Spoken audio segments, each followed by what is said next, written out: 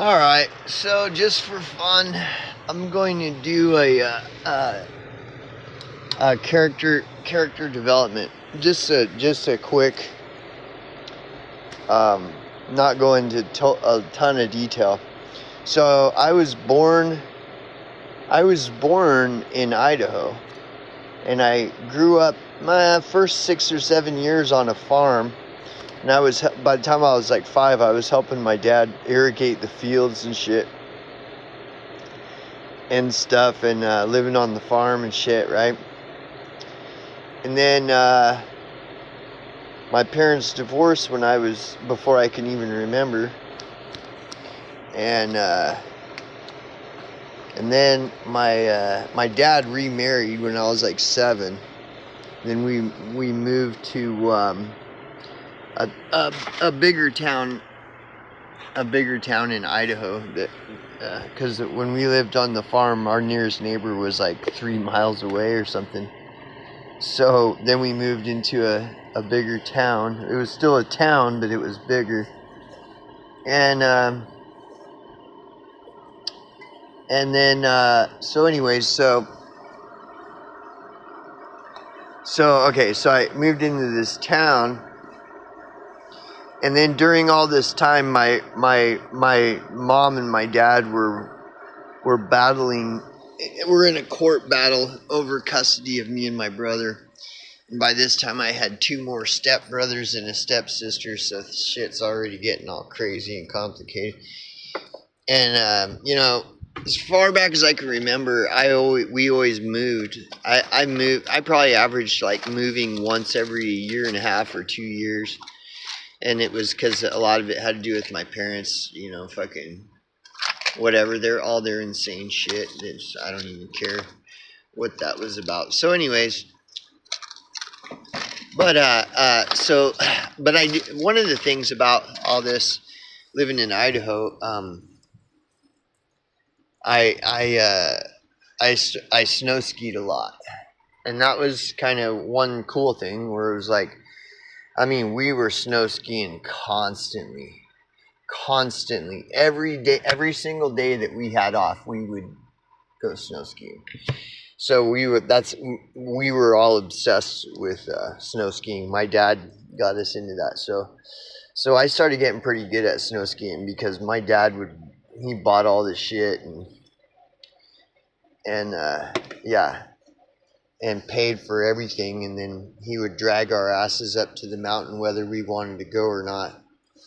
And so after a while, once I started getting good at it, then I started liking it. And then once I started liking it and started getting good at it, then I started getting obsessed with it, and to where I was like, I was a beast I became a beast on the slopes, So, and that was good times, man. That was good memories, man. Like fucking just snow skiing was so badass, dude. And I would never snow. I would try snowboarding, but if snow skiing is expensive. So, if I started up again, I would be open to trying snowboarding, but I'm a snow skier, dude. Like I'm all about skiing powder and fucking moguls and black diamond runs and off the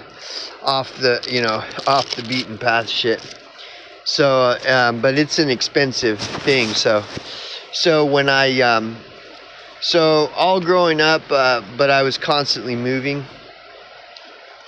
And then I started moving to, my mom moved to California. And the custody battles continued all up through my late teens, believe it or not. And I was about every year and a half, 2 years, I was moving between Idaho and California. And so it's hard to make friends when you're moving. It's hard to get rooted anywhere if you're moving like that all the time. So, and then I always hung out with all the crazy motherfuckers, all the drug addicts and alcoholics and shit. And I wasn't into the prep, being a prep or a soc or a yuppie. I was on the other side of that spectrum. And then And so some of my friends were pretty crazy and stuff. Anyways, so then, so the only real accomplishment, I guess, then was snow skiing. I became a good snow skier, you know. And so that was crazy. But outside of that, it's just like a big bunch of whatever bullshit, you know. It's all bullshit. And so, okay, so then the deal with all that though is, so my parents were not fighting for me and my brother. They were using me and my brother as cannon fodder to attack each other. And so that was my childhood, you know. Fairly typical for X generation, I would imagine. And so that's all me and my brother were to my mom and my dad, just weapons that they used against each other. Like, they hate, to this day, they hate each other. And nobody knows why. Only they know why. But so, then when I turned 18, my dad changed the locks. I was living with my dad at that time. And without warning me or nothing, changed the locks. And so I came home one day from work, like a week after my 18th birthday, and my keys didn't work in the house. The whole house was locked up. And so I got the message right then. I knew my dad was like, he was kicking me out without even telling me, just, you're done. So, okay. So, let's see. So, let's see what's going on. So, I applied for community college in Eugene, Oregon with some fair-weathered friend I had. And I got accepted even though I didn't have a high school diploma. So, I packed up whatever shit I did have and moved to Eugene, Oregon with my fair-weathered friend. I went to college. I got the $2,100 student loan for the first term, and then, but my parents wouldn't help me at all. Like that was it. They amputated any and all relationship with me like that. Boom, that was it. Nothing, no more. Nope, nothing. So by 18, I was like on my own, which whatever, you know. I mean, I was on my own before then, you know, for years before then, but they just officiated it. See, legally, they couldn't do that. If they were to do that before I turned 18, they would be that's against the law. But my parents understood the law and knew that as soon as I turned 18, by law, they don't have any responsibility for me at all. And they knew all this, so they were just waiting for me to turn 18 so that they didn't have to be responsible for me anymore. And so then when I turned 18, it was like, it might even been the day of my 18th birthday. I can't remember because I'm 50 now. So I tried college, and the only way to do college was through a student loan. And then you know, it's a bunch of bullshit with all that. And then with the student loan thing though, so I was going to major in music because that's the only way I could stay in college was to major in music. Otherwise, I wouldn't even hang around. Like, what's the point, you know? That was another thing. All growing up, before I could remember, I've always been obsessed with music. Always. Totally obsessed with music. I don't know why. Oh, well, yeah, that's another thing. So I was good at snow skiing. I also was good at playing guitar. My brother bought me my first bass when I was 15 because my brother was starting a band and they needed a bass player. So they saved up their money and bought me a bass. I didn't even know. They just showed up and surprised me with a bass. And I was like, what the fuck? And they're like, yeah, dude, we want you to learn how to play bass. And then I didn't know I've always been obsessed with music, always. So when I got the bass, so I was excited, but I didn't know if I was going to be good at it or not. And I'm one of those people that has kind of an ear for music, so I could learn how to play songs pretty easy. All I have to do is listen to it, and I could usually figure it out. And so, like by the time I was like 16, I was playing Anesthesia, Cliff Burton's Anesthesia, and all the fucking Metallica. I could play like almost every song on Kill 'Em All, Master of Puppets, So within a couple of years, I was already shredding.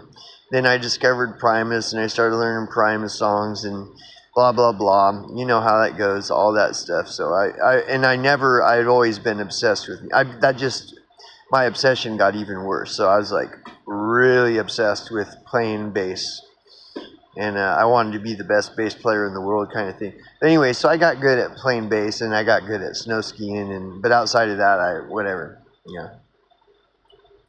And then, so anyways, so when I went to college, I majored in music to study music. And then what happened with the student loan thing is that I got my first loan for $2,100 for the term. And then at the end of the term, they're supposed to send a letter to all the student loan people that got student loans are supposed to receive a letter so that they can, just fill out the whatever simple form to continue getting their loan for the following term. Well, I never got that letter, and I didn't know I was supposed to get one. Whereas if I had gotten the letter, then I would have been like, "What's this?" And I'd have opened it and I'd realize, "Oh, I have to fill this out to keep getting my loan." But I never got one, so I didn't even know that I needed a form. I needed to fill out a form, right? So I was just expecting I was going to get the next loan for the following term, and then when I went to register for classes, they told me I didn't have that. There was some problem. And then so I went down to the fucking campus to talk to him, and they told me that they sent me a letter and I was supposed to fill it out. And I was like, I didn't get a letter. And they're like, well, we sent the letter. You should have got it. And I was like, dude, I never get a letter. And they're like, well, your ass out. That's your problem, not ours. And I was using the student loan not only to pay for my books and stuff, but also to help cover the rent. And I had a job, but it was only like 5-10 hours a week. And I wasn't going to be able to afford to pay for rent on that job. And that's when I realized, like, I'm totally fucked. Like, because rent was due, no money, and I didn't want to, the people I was living with, I refused to put them in that situation. So I just packed up my shit and fucking hit the road. So I was probably 19 when I became homeless. Isn't that the word that everybody uses, homeless? I think that's the stupidest word, but whatever. Nobody cares, so who cares? So that's when I became homeless. And once I became homeless, I got trapped in homelessness. And so then for 10 years, I learned how to survive on the street. And that's what I did for 10 years, as I learned. That's it. I was homeless. No couch surfing, no parents, no family to help me, no friends, nothing, It was just me by myself out on the street, and I stayed on the street for 10 years. And I tried everything. I tried all these so-called wonderful homeless programs that are supposedly doing all this stuff to get people off the street, and it's all bullshit. That's all a lie. So many people believe all these lies that there's all these homeless programs that help people get off the street. It's all a lie, dude. So being on the street for 10 years, I learned what homelessness really is, where most people have no idea. People love to talk about homelessness, but if they've never been homeless, then they don't know what homelessness is. And if they've been homeless for like a couple months or something, that's not homeless. Even if a year, that's not really homeless. I was homeless for 10 years. So I really became, got my PhD in homelessness. So I'm an expert on the subject of homelessness, something that nobody cares about or wants to care about or cares to care about. So I just happen to have my expertise is homelessness. Well, that's a pretty useless expertise, is it not? Well, that depends on your opinion. So, anyways, so after being homeless for 10 years, then the court forced me to reassimilate into society. After society drove me to the street and forced me to live on the street for 10 years, then society changed its mind and decided that I should be forced to assimilate to society, to a society that hates homeless people. Well, I've been homeless for 10 years and your society hates homeless people, and now your society that hates homeless people wants to force me, a homeless person, to assimilate to your society that hates homeless people. So then I did that, and it involved the courts and everything else. And so then I did that, ended up back in college, majoring in music. Spent a couple years majoring in music in college. Then I started playing in bands. By then I had gotten sober. So I've been abstinent from drugs and alcohol for now 23 years, including weekends, believe it or not. 23 years, including weekends. And I don't do marijuana maintenance programs. I don't do any of that shit. And the only reason is because I found that abstinence from drugs and alcohol is a way better high than any dragon I've ever chased in my life. Now, you may not believe that, and I don't really care. Because, so now I have a PhD master's degree in abstinence from all intoxicating substances, because I've been abstinent from all drugs and alcohol for 23 years. And I have a master's PhD in homelessness. Those are two things that nobody cares about, right? Homelessness. So you're an expert on homelessness. What are you going to do with that expertise? Good luck if that's what your expertise is. Good luck doing anything with it. And then also 23 years abstinence from all drugs and alcohol. Well, there's another PhD in something that nobody cares about, sobriety. How many people do you know that have been totally abstinent from all drugs and alcohol for 23 years? How many people do you know that lived homeless, like under a fucking bridge, living and eating out of a dumpster for 10 years? How many people? How many people do you know that not only lived on the street for 10 years, eating out of dumpsters and living under bridges, and is also 23 years abstinent from all drugs and alcohol? Anybody? You know anybody like that? Nah, I don't. I rarely meet them. So I don't really have much shared life experience with your average person. Your average person smokes weed, drinks on the weekends, does a couple lines of coke, once every couple months, blasts off on DMT, microdoses. Your average person does all those things, okay? And your average person has never been homeless, your average person has not spent 10 years, consecutive years, living on the streets of homeless poverty in the United States of America. So I don't really have much shared life experience with too many people, and that's fine with me. I've learned to adjust, adapt, and respond accordingly over the years. It's an ongoing process that is never mastered. So on top of being on the street for 10 years, then I got into the homeless service provider field, where I did street outreach for 10 years. 7 of those years was for a homeless youth organization I did street outreach for. And then 2 of those years, or actually about 5 years, because some of it crossed over, was harm reduction, where I did needle exchange. I became a rapid HIV test counselor, so I was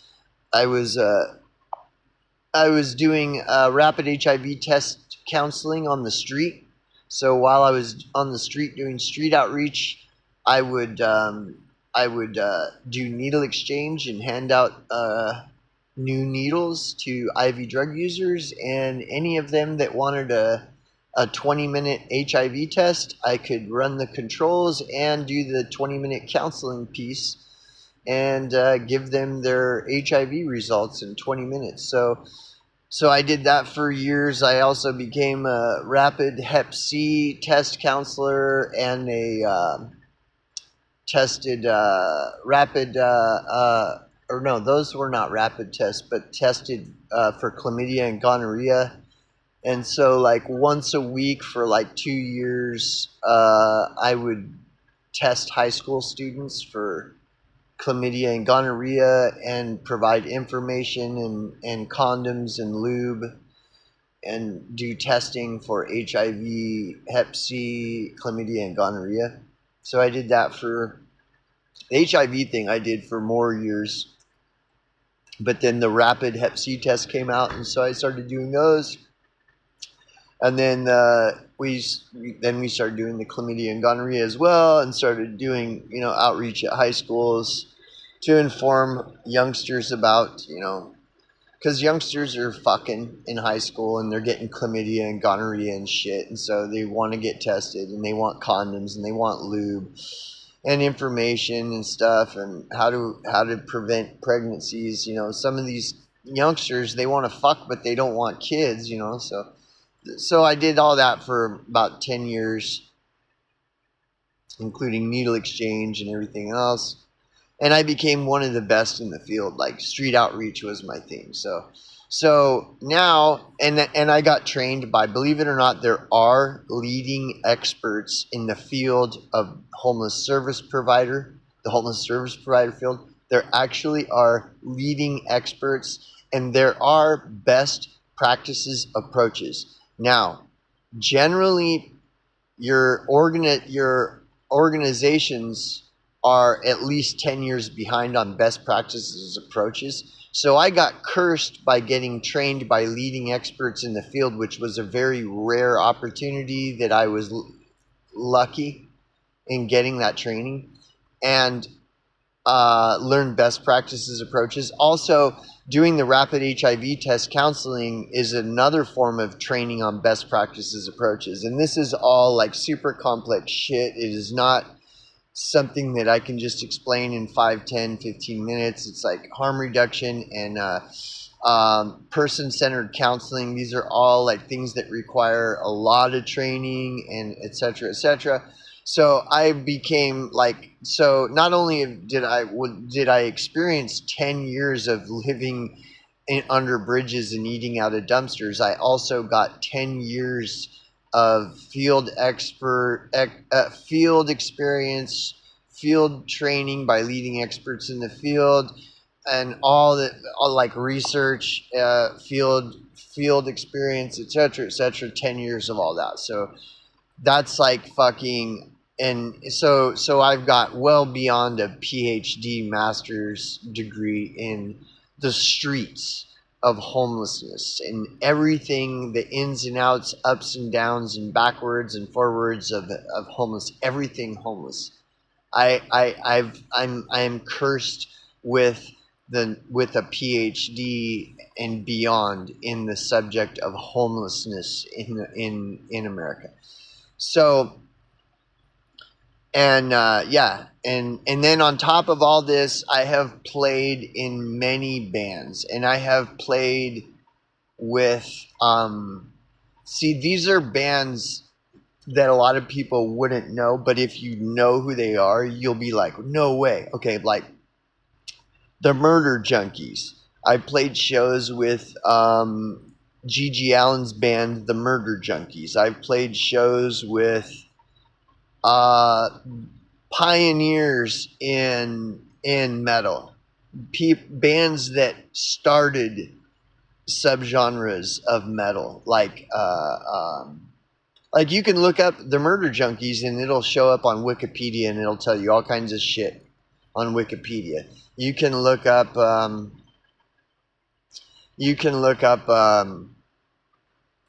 Extreme Noise Terror, and you'll find Wikipedia pages and shit. They're one of the pioneers, originators of a particular subgenre of metal. Another, like the Mentors. I've played shows with the Mentors. You look up the Mentors, you'll find all kinds of shit.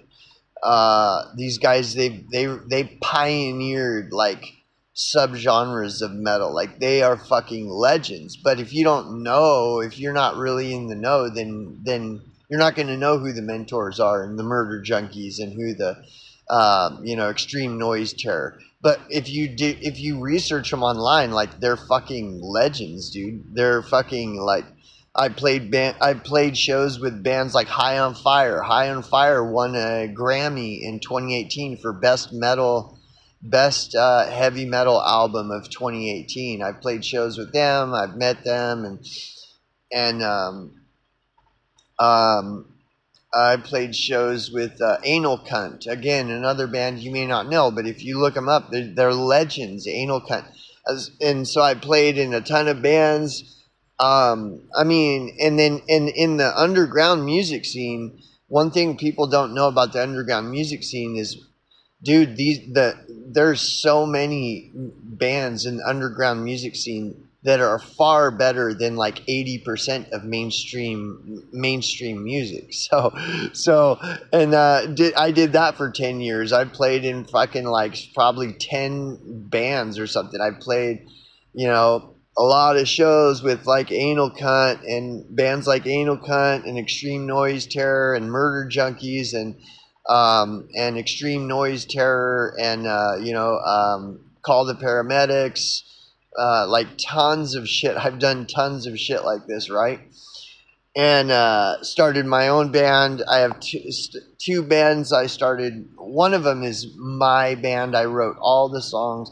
My album has been reviewed, and it wasn't even an album, it was just a demo, and I've got it reviewed by tons of fucking people, and tons of reviews. My band's songs play on fucking online radio shows. Again, I've had newspaper articles done about my band, and then these other bands I played in, fucking like, they've been around for way longer than my band was, and fucking gotten all kinds of reviews. They put out lots of albums that I've been on. My band, my last band, we were like this fucking close to getting recorded by one of the biggest producers in that genre of music. Like, it was so retarded. Why we didn't get recorded was just literally like retarded. So I talked about all this in one of these other videos. The band I was in was Skinner, and got to meet a lot of people through Skinner and blah blah blah blah blah, all this shit. And then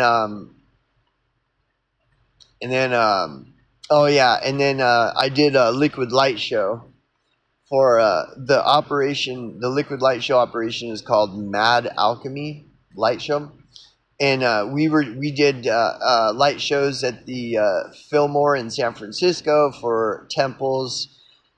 We did light shows at Fillmore East in New York with temples. I've personally done done light shows for the Allahs. The Allahs, temples, these are other bands. You may not know who they are, but if you look them up, they're big. They're not. This is not small time shit. These are bigger bands. They've got big followings, massive followings worldwide. Did Liquid Light shows for Red Fang. Again, another band you may not know. You look them up. They're and I played with like famous bands, dude. Like I'm trying to think of when my band played with like a couple of different famous bands. We played with Blowfly. One of my bands has played with Blowfly several times. You may not know who Blowfly is, but Netflix did a documentary on Blowfly because Blowfly, his name is Clarence. I can't remember his last name, but he wrote fucking like so many hits of R&B hits from the 70s. Like he wrote Sitting on the Dock of the Bay, So there's a Netflix documentary out about Clarence from Blowfly. Like, you look up Blowfly, you'll find up all kinds of shit, dude. I played shows with these. My band played shows with fucking Blowfly. Actually, Blowfly signed my bass and everything. I got photos with him and stuff. And I mean, so it's like I've done my fair share of crazy shit. These light shows, man. We did so many fucking light shows all across the country, and he's doing now. That guy, it pisses me off because that light show guy, he's doing light shows for some of my favorite bands. He's been doing light shows for Uncle Acid and the Deadbeats. You may not know who Uncle Acid and the Deadbeats are, but like, dude, look up Uncle Acid and the Uncle Acid and the Deadbeats did a fucking major world tour with Black Sabbath. Recent in the last like 10 years, they've done world tours with Black Sabbath and shit. Like, this shit's no joke. So anyway, so these are all just like all this shit I've done. And and then about 7 years ago, I looked at my career, because I was still in social services doing the homeless service provider field, and it's a thankless job. You can be the best in the field, and you'll never get acknowledged. You can be the best in that field in whatever state you're in, and nobody will ever know, and the people that do get the credit in the homeless service, they're always the shittiest, corrupt, evil scum fucks and stuff. So it's a really thankless thing, and it's soul crushing. That work will fucking rape your fucking soul, and the only way it wouldn't is if you don't have a soul. Then it's no big deal, But so like 7 years ago, I just threw in the towel. I don't give a fuck anymore. So I sold all my shit and moved into my van and just headed east, going to who knows, I don't know where. And then just kind of tooled around and ended up where I'm at now, and I guess the rest is history. So that's just a quick view of character development, because I went in depth on some stuff. So this one's just kind of like a broad stroke of just everything. That's everything, up until this moment. And now I got, who knows what's new beginnings, new horizons are going on right now. And so we'll see where I could fucking die from, a heart attack tonight. If, that'll be the end of it. So that's it for that one there.